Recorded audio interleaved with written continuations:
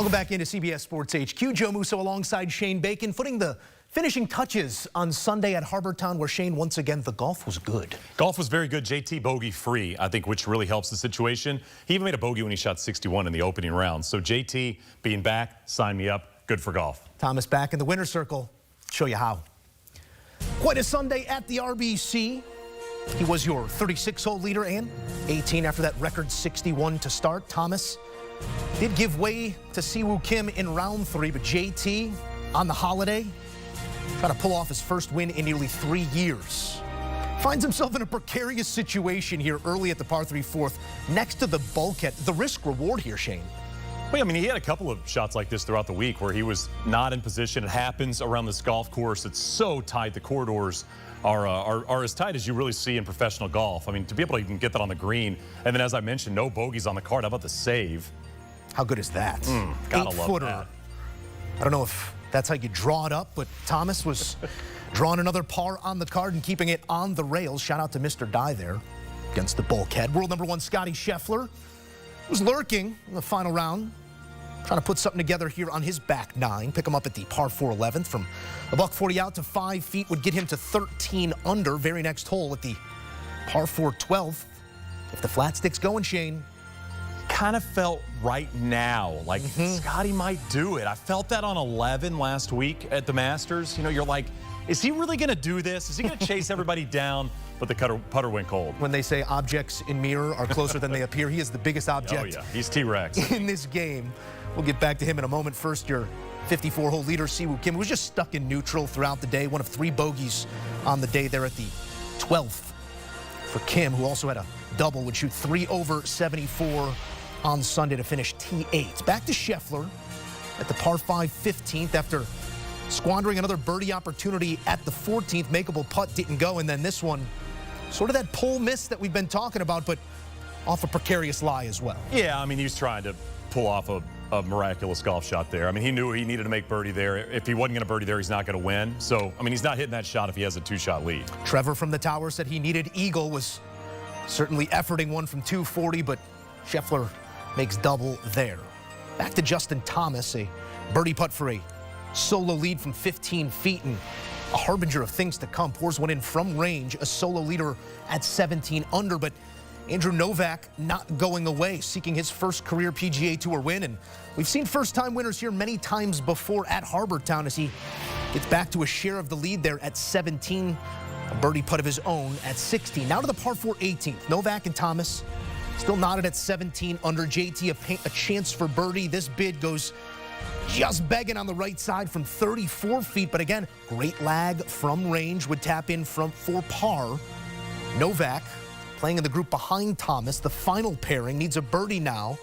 The task is clear and the shot is great. 147 yards out. You got this for your first career win, Shane. What more could you ask for? How about gap wedge from 147? You think he was jacked up? JT watching on the smallest screen in America to see if this would actually go. And we had a great camera angle. I mean, just straight pull off the blade. You typically pull putts when you're nervous, you know, when you're in uncomfortable situations. The swing goes left, putts go left, and JT's like, yardage book right in the back pocket. Let's go. Time for more golf. Back to AT&T for a playoff, a second consecutive playoff here where all the drama of Augusta is still lingering in the back of our minds. Now at Harbortown, would it be more? Novak, after his approach went left, he nestled that one up, leaving Justin Thomas 21 feet for his first win in nearly 3 years. We've seen him roll it from range throughout the day. Thomas, perfect pace, middle of the middle. A winner once again, and always a flair for the dramatic. Justin Thomas in a playoff takes down Andrew Novak and does it amongst family. His first win as a father, tears of joy from the family, 17 under. And a winner in that first playoff hole. Justin Thomas, it's great to have you back. A signature event win, and one that will imbue plenty of confidence in the now 16-time winner on the PGA Tour. Thomas also becomes our first 18-hole leader or co-leader this season to go wire to wire for a win. They say it's hard to win on this tour. It's even harder to put 3 years to sleep. It's been nearly 3 years, but you are once again in the winner's circle. The last time you won, Jillian was just a girlfriend. Molly was not here. A lot has changed. Why is this one so emotional for your whole family? Yeah, winning's hard. It's really, really hard. But I've worked my butt off and stayed patient, stayed positive. Got a great wife, great team, and now a great daughter. Who's got her eyeballs showing right now, but just take for granted sometimes when you get on those runs. And I didn't realize how much I missed winning, and that's just battling out there today was so much fun. I talked to your dad and I asked him, what did he tell you last night and this morning? He said, I told him just to go out and have fun. He knows how to do this. You said you had to let this week come to you. It felt like you went out and got it in that moment, but how did you let it come to you? It was a little bit of both. I mean, it's so hard to force the issue in a course like this. I mean, it's so firm, so fast. It just was so fun to play. I mean, I'm really, really proud of myself today, how patient I was and just plotted my way around. And I said to Joe coming up 18, I was like, I've never made a putt to win a tournament before, like of length. I've been fortunate to have a lot of tap-ins, but I've never made a putt, and that was pretty cool. That was as fun as I thought it would be. Well, that little foot rub to Molly on the way out, you said that was the good luck charm that worked. Congratulations. Thank you. What a moment. The emotion in them always inspires emotion in us. And Justin Thomas with this win back on the horse and on a pretty elite list. 16 or more wins, 2 or more majors before 32. Palmer, Nicklaus, Miller, Watson, Woods, McIlroy, and now Thomas. Joe Musso, pleased to be here post-round in studio alongside Shane Bacon. Shane, it's been 3 years, but always a flair for the dramatic, that Justin Thomas. To pour in that putt at the last, still a sense of the moment. Yeah, I mean, Justin Thomas now 16 wins, 5-2 in his career in playoffs. I mean, he's one of those players that we wanted to see start to do this level of golf. And I think for Justin Thomas, I mean, you think about last week, right? I mean, we weren't going to get anything better than Rory winning the Masters and completing the career Grand Slam. But when you talk about best case scenarios for this week, signature event, big PGA Tour tournament, JT winning would have been about as high on that list, maybe outside of Jordan Spieth winning, in terms of the drought and what he's been able to do with the golf game. I mean, JT's playing great golf this year. I mean, he's finished second twice alone. He's kind of been hanging around, trending in the right direction. The putter's starting to show up. And I think when you look at Justin Thomas, it's always going to come down to the putter. You know, the ball striking's there. It's a great golf course for him. But to see him lean on the putter late was great, considering we've got a couple of golf courses in terms of major championship venues I think will play really in his favor this year. Justin Thomas, through his 20s, supreme confidence is what comes to mind. And that confidence starts to wane as the clock continues to tick. Not to say that the skill ever eluded him, but to pair skill and confidence once again, it makes him one of the most dangerous guys on the PGA Tour. What does this win mean for Justin? I think for Justin, I mean, making the big putt, you know, making the putt at 15, making the putt in the playoff. I mean, didn't hit his best tee shot on the 72nd hole, was able to make par there and kind of give it a run. But I think to pull something like this off for Justin Thomas, I've been close. I'm knocking on the door. I've given myself opportunities this season. Now I finally won in dramatic fashion. I think Justin Thomas now looks ahead at the PGA Championship, obviously a major he's done extremely well at. I think he looks at Oakmont as a venue that he can play around with all those little shots around the greens that you're going to have to do at the U.S. Open. And then I look at the Open Championship, kind of the one major JT is still looking to figure out.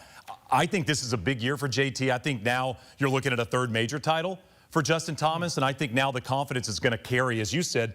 This is a guy that has a lot of self-belief and really looks at himself as one of the best in the world. Now he can say, I've won in 2025. What's next? What's the old adage? You got to see one go in. This is a big one at a signature event that goes in for Justin Thomas. 16 wins in multiple majors before the age of 32. The list goes like this: Palmer, Nicklaus, Miller, Watson, Woods, McIlroy, and now Thomas. Just goes to show how dominant he was there in his early 20s. On the other side, the agony of defeat, if you will, Andrew Novak has his first career PGA Tour win inside 10 feet there in regulation, and they say it's hard to win on the PGA Tour. What'd you see in that stroke?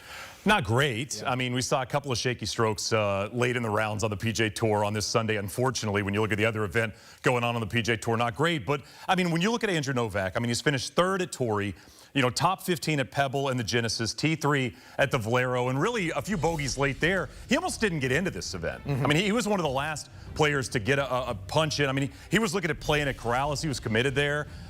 He's going to look back at the putt and go, okay, that's something I can work on. Not my best stroke. He rolled it really well from inside of 5 feet, but I mean, it's just another step in the right direction for a player looking to really win for the first time on any big tour since 2020. I mean, you're talking 5 years, Joe, since Andrew Novak was a winner, you know, across the big tours. So again, he's having a great year. He's playing some great golf, and not his best stroke there, but he's going up against big names in these moments. And when you go up against a Justin Thomas, you got to expect, I don't hit a great iron shot there in the playoff.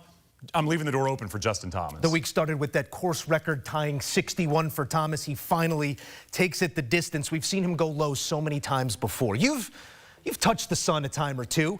What's the difference in going low like that, knowing you have that capability, and then carrying it for the full 4 days? It's very, very tough. I mean, when you're Justin Thomas and you open with 61, had a short putt he missed, and made a bogey in that opening round. I mean, you look at the list of course records that Justin Thomas has in his career. I mean, it is a long, long, long list. That's who JT is. And I think you opened it perfectly, Joe, talking about Justin Thomas and the confidence. Because to go low, you've got to have a lot of confidence. You're kind of grooving. You're hitting it great. You're hitting it close. You're rolling everything in. And for JT, I go back to the putter.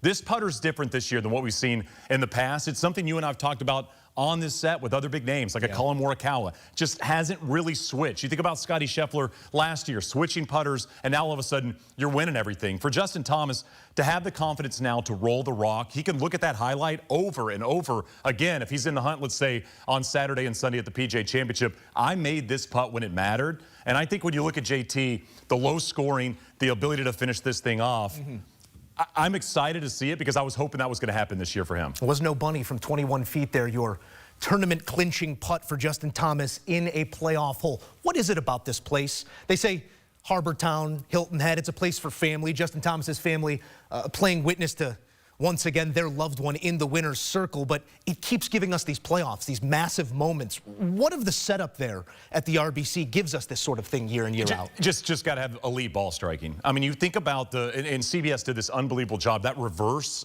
camera angle with the drone shot. It really promotes how much you've got to move the ball off the tee. I mean, Justin Thomas wins in 2025, right, in a playoff. You had Scotty winning last year. 2023, Matt Fitzpatrick, really kind of the end of that great run of his over Jordan Spieth. And a playoff in 2022 is Jordan Spieth over Patrick Cantlay. Find me another event that has that lineup of winners and that lineup of characters over the last 4 years. You're not going to find one better than this. I just think the golf course, the environment, everybody coming off of a very stressful week at Augusta National. They get to come to a chill place with fam and everybody involved. And you've got to hit the golf ball very, very well. You and I were joking about it. Like, the next winner is going to be Tommy Fleetwood here, likely, next year, considering the way he hits the golf ball. It's a surprise he hasn't won a match at this golf course. But it's no shock to me that JT, with the way he can move the golf ball off the tee and with those irons, is finally victorious at this golf course. Tommy Ladd once again shouting distance here on a Sunday on the PGA Tour, still efforting that first career win. We're going to take you through thoughts on the entire field. We'll also take you into the Super Tower shortly here on CBS Sports HQ. But perhaps a final thought here on the patience and poise that was required of Justin Thomas. I think through his struggles this last few years, maybe when the ball striking wasn't there, the patience certainly wore on him. It was required over this final 9 holes on Sunday. Where have you seen him grown in that aspect? Oh, I mean, I think you nailed it just in terms of the professional patience that it takes. I mean, you know, this could have been another event he doesn't win. I mean, Novak makes the 10-footer in regulation, and JT, watching on that little Michael Scott monitor, is going to have to, like, exit stage left and go, all right, well, that was another one I came close on. Now you win. And I think what it shows is the margin, right? I think we always talk about the margin in professional golf because you could have a great week, you could play great, you can make the big putts, and somebody can beat you. And for Justin Thomas, he can lean on the putt I made in the playoff. And all of that work pays off. All the work on the short game, all the focus on what's not going your way, all the high scores we've seen in the majors over the last few years, it's out the window. And now Justin Thomas goes, what, 1,064 days since a victory? Now he's victorious once again. And for JT, as I've said, the lineup for 2025 plays directly into his hands. A look here at the scorecard, not pictured. That birdie at the last from 21 feet, the final blow as Thomas is back in the winner's circle. For more, we take you out to Harbor Town, where CBS lead golf analyst Trevor Immelman joins us with a final thought. Trevor, from the bulkhead here on Sunday, a ball half submerged on Saturday, a playoff required, the circuitous route to victory for Thomas. How did he get there? Well, he played some brilliant golf today. Didn't really put a foot wrong at all. No bogeys on the card. Just kept hanging in there. Made the brilliant putt after deciding to lay up at the par 5 15th to get the birdie, get his nose in front. Novak played some great golf as well to tie it up. But when it came down to the crunch time in the playoff, Justin Thomas delivered with a beautiful putt from 21 feet, breaking left to right. What a beautiful way to get your 16th PGA Tour win. And I think beautifully framed by Amanda post-round, now a grown man with a family. The wonderkin that rattled off those 15 wins has certainly grown in age, but also grown back in confidence. What did you take in from Justin Thomas this week and the confidence required, and maybe the confidence that he'll glean from a win like this? Well, look, he's been playing some much better golf over the last 18 months or so. He's had a bunch of top 3 finishes, been knocking on the door, but hasn't quite been able to get the putter hot enough on the weekend. But this week he was 3rd in strokes gained putting, so found a little something. He got a tip earlier in the season from Xander Schauffele, and that has started paying off. His putting stats have improved dramatically in 2025. And, you know, with a player of that caliber, I mean, we're talking about a Hall of Fame, multiple major type of player here. When they get a sniff, it's like riding a bike. These guys know exactly what to do, and Justin Thomas imposed himself in that playoff. Great win. He certainly did, and I know each and every year the way it situates after Augusta, we're looking to catch our breaths, and this tournament often leaves us breathless, Trevor. 3 of the last 4 have gone to playoffs. What if Harbor Town keeps giving us this sort of excitement? Yeah, look, it's a great golf course that has stood the test of time. It's only around 7,000 yards, which is quite unusual in this day and age with the distance and the technology and how far these guys are hitting it. But because of the narrow corridors and the tiny little greens, you've got to be able to work the ball around here, move the trajectory up and down, left to right, right to left. And so it provides some exciting golf for fans. And haven't we had a blast the last couple of weeks? I mean, playoffs in back-to-back weeks. We're on a nice run right now, Moose. Nobody does it better than our team with golf on CBS. Trevor Immelman, appreciation as always, my friend. Thank you. What a finish out there at Harbor Town. Back-to-back weeks now with high-profile champions in a playoff. Yes, a major, a signature event. Now Justin Thomas puts to rest his own demons. 3 years in the making, and now making his way to a list of elites only. 16 or more wins and 2 or more majors before 32. Rarefied air for Thomas.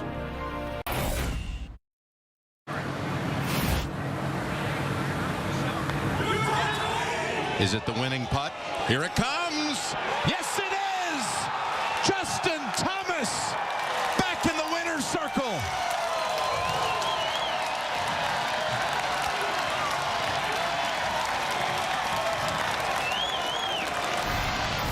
From masterclass to winner's circle, an eventful 2-week stretch here with golf on CBS. Joe Musso pleased to be alongside Shane Bacon. Shane, a final thought here on Justin Thomas and maybe what this win means, because you start looking at the comprehensive work sample, 16 wins, 2 majors.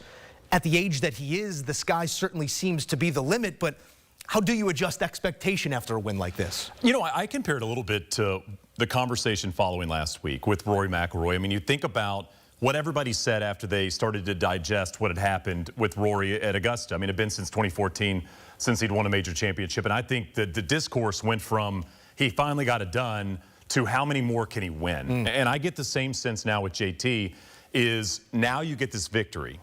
And you did it in dramatic fashion. And you did it with the putter, the one club that's really been bothering your game the last 3 years. What can I do now? And I think for JT, he's going to celebrate this, and it's going to be awesome, and it's going to be a great night tonight. And I guarantee you starting Tuesday or Wednesday, the focus now goes to PGA Championship, U.S. Open, Open Championship. Can I put all these tools to use on the biggest of stages? Because we've seen him play great golf this year at the big tournaments. It's just been up against some of those bad scores. This is the week where the bad score went away. And for JT, now it's leaning on how hot can I get on a golf course that I like. You think about the PGA Championship in Quail Hollow. How hot can I get on this golf course and avoid those big numbers we've seen? It certainly is another character in this cast that only grows week by week. Our main character coming into the season, again, shows us that high floor, but the ceiling is not where we've expected it to be in Scottie Scheffler. Again, a top 10 finish here at Harbor Town, our defending champion as he was a week ago. It feels like a lot of the same tropes Just keep and saying narratives defending around champion. him. And when you win a lot, that seems to be the case. I don't think pressure has anything to do with his lack of wins this season, but there's a left miss in play. The putter still continues to elude him. How do you assess his play over these 4 days?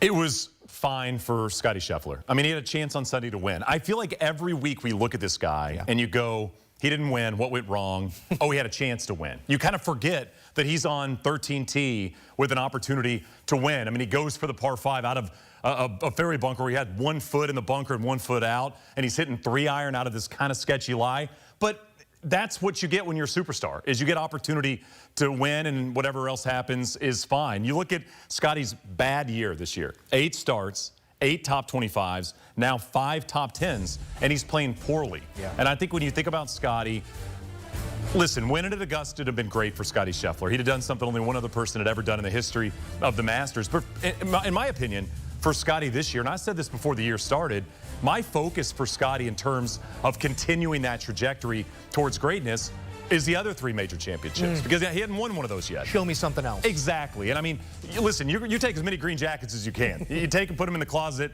and life is great. But all of this is trending in the direction of Scottie's got to find his best stuff in the next few weeks. He's got to play well at the PGA. He's got to play well at Oakmont. Treeless Oakmont, I think, plays very much into Scottie's hands, like it does Rory, like it does JT. And then, of course, the Open Championship is a toss-up. But that's the focus for me with Scottie, is all this stuff pre-PGA is great, but I really want to see him play his best stuff starting mid-May. Perhaps the inverse of the seasons we've seen before. Exactly. He wins where it early. Fizzles down the stretch. See if he can check some of those boxes. He's loitering.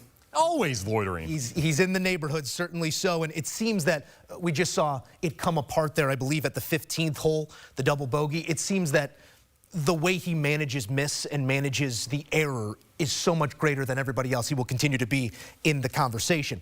Do you want to have the Tommy Fleetwood conversation? I mean, we can. Because we alluded to it earlier. If you're going to make a golf course, if you're going to create a course for Tommy Fleetwood's skill set to get that first career win, this is the place, and this felt like maybe the day. In shouting distance, heading to the last, not enough pressure to feel it, but close enough to put a charge into something, and he gives us what he gave us here on Sunday. Where's the lad find one if not here? I mean, I'm right there with you. I mean, it's a perfect golf course, as you heard Trevor talk a little bit about, not overly long. You know, Tommy's not the longest guy out there, but he hits it so flush. And look at the card. I mean, he birdies the last, right? I mean, it's one of those kind of rounds. Make your move, Conway. Tommy Fleetwood's like, I'll birdie the last, post a number, you know, have another solid finish. But, you know, we're inching into the Colin Montgomery territory with this guy, where the talent is there. How good he's been worldwide is there. How good he is in the team events, just like Colin Montgomery, just like certain other players in European golf that couldn't really get it done on American soil but could win everywhere else. I mean, Tommy is too good not to have multiple victories on the PGA Tour, and he's becoming one of those players that seems content finishing 5th, finishing 7th, finishing 9th. Your career's great, life is great if that's what you do, but if you're Tommy Fleetwood, eventually you got to get a victory at a place like this or the Travelers. Yeah. To me, those are the 2 golf courses I circle as Tommy Fleetwood territory for a win. Okay, we'll put him down for some Cromwell, Connecticut coming up later this season, see if he can put a charge into the field. I'm also taken off of this Justin Thomas win to what we often look at as his counterpart. Maybe not his counterpart, but his good pal in Jordan Spieth, who finishes top 20 in this one, I believe T18, a 2-under round here on Sunday. We've put to rest the Rory McIlroy Grand Slam chase. We've put to rest the Justin Thomas. Is he back? Is he not? We now go to a PGA Championship with a Grand Slam once again at stake. Where are you at on Spieth's game right now and his ability to contend in those types of moments? You know, I mean, it's just a major that doesn't fit his game, his modern game, that well. I mean, you know, you think about a golf course in Quail Hollow. It's very long. You've got to kind of lean on the driver. Jordan has picked up distance, and he's driving the golf ball a lot better this season than we've seen in years past. But just 1 top 10 at the PGA, and that was 2019. Really, since that run we saw him make in 2014, 2015. He played okay at Quail last year, tied for 29th. I think for Jordan Spieth to play well at the PGA Championship, everything's got to click. It's not like I got to show up and putt well or I got to hit my irons well. He's got to drive it great. Irons have got to be 2015, 2016 Jordan Spieth, and the putter has got to be hot. I mean, it's got to be a perfect storm of stuff like that for Jordan Spieth to play well at the PGA. But, you know, I mean, we've waited for this from Rory for a long time, so who knows? I mean, he played well with Bethpage Black. I don't think that's a Jordan Spieth golf course per se. So maybe he continues to trend in this direction and we see something great from him. I'd love to see him just have a chance on Saturday and Sunday at the PGA. Stars must align. Thankfully, a lot of stars have to align. We have some stars here on CBS Sports HQ. We like to say, you watch, you wager, you win. Earlier this week, our betting analyst, Rick Gehman. Rick, who among the favorites do you like to slip on the plaid jacket at Harbor Town this week? I'm looking at Justin Thomas. He's 18 or 20 to 1, depending on where you are looking. And if I were JT's caddy, I would take his driver on the first tee on Thursday and I'd snap it over my leg and say, you're just not hitting this here. And the good news is you don't have to. This is a very positional golf course where a lot of golfers are going to end up playing these dog legs to the same locations. And then basically it becomes an approach contest. And that's where Justin Thomas really thrives.